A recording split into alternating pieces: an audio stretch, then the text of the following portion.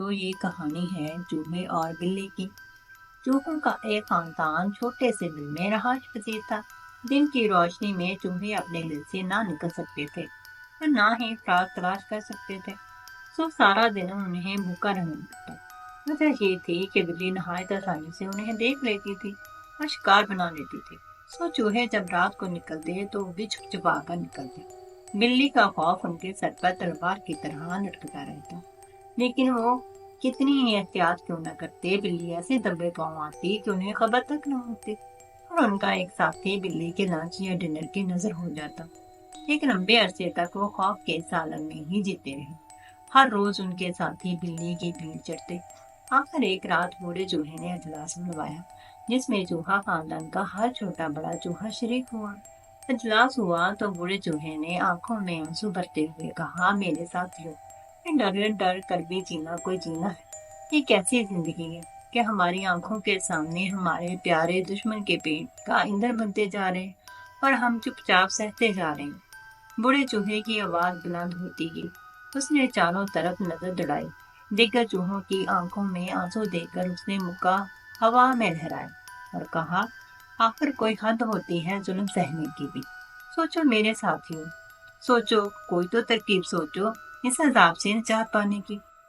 بوڑھا چوہا خاموش ہوا تو سب سر جوڑ کر بیٹھ گئے۔ آخر ایک چوہا زور سے اچھلا اور بولا، ایک ترکیب ہے۔ کہ سارے چوہے زبان ہو کر بولے، وہ کیا؟ چوہا اپنی گردن کو ہلاتے ہوئے بولا کہ ہم ایک گھنٹی بلی کی گردن میں باندھ دیں گے، تو جب وہ آئے گی تو گھنٹی بجے گی اور ہمیں پتہ چل جائے گا اور ہم بھاگ جائیں گے۔ سب چوہے بڑے خوش ہوئے۔ انہوں نے کہا، کیا عمدہ ترکیب ہے، آپ ہی بلی کی گردن میں گھنٹی باندھ دیں۔ جب بلی کے آنے کا وقت ہوا تو گھنٹی لے کر چوہا باہر کھڑا ہو گیا۔ جب بلی قریب آئی تو چوہوں کے چکے چھوٹ گئے، پاؤں کپ کپائے، ہاتھ تھرتھرائے اور گھنٹی ہاتھ سے چھوٹ گئی اور سبھی چوہوں نے بل کی طرف دوڑ لگا دی۔ سارے چوہے اس چوہے کے اوپر کہکے لگانے لگے۔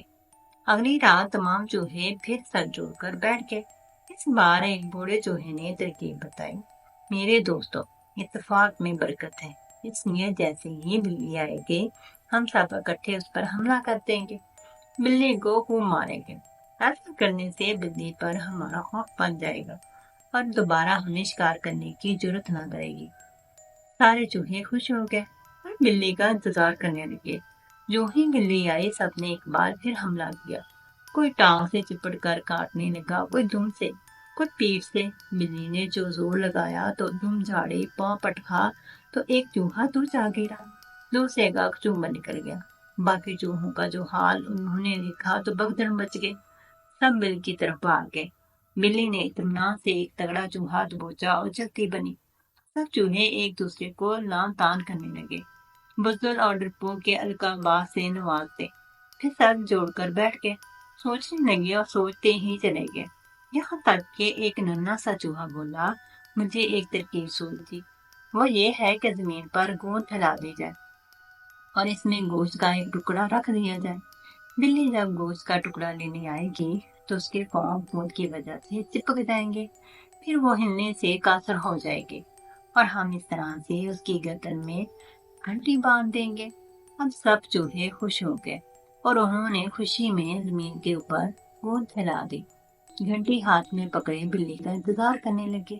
بلی آئی، سرخ گوشت کا بڑا سا ٹکڑا دے کر اس کی بانچیں کانوں تک چیر دی، جھٹ سے اس پر لپکی، لیکن یہ کیا، اس کے پاؤں تو گوند کی دلدل میں دنستے پھسلتے چلے گئے۔